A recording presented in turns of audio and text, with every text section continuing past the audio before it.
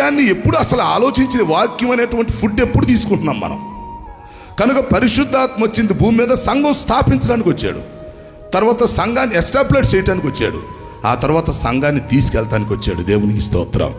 పరిశుద్ధాత్మ యొక్క ముఖ్యమైన డ్యూటీ ఏంటంటే యేసుక్రీస్తు రెండవ రాకడలో వచ్చినప్పుడు సంఘాన్ని తీసుకెళ్ళాలి.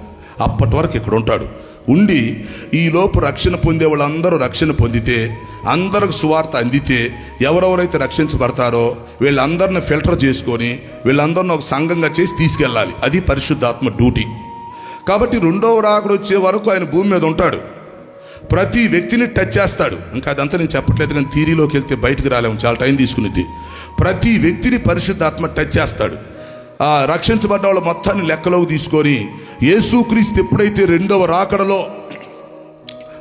రాకడలో పరలోకంలో నుంచి బయలుదేరి మధ్యాకాశానికి వచ్చి ఆర్భటించి భూ అని ఒక్కసారి బోర ధ్వనిస్తాడో ఇమ్మీడియట్లుగా పరిశుద్ధాత్మ దేవుడు సంఘాన్ని తీసుకొని జంప్ అయిపోతాడు. అది పాయింట్.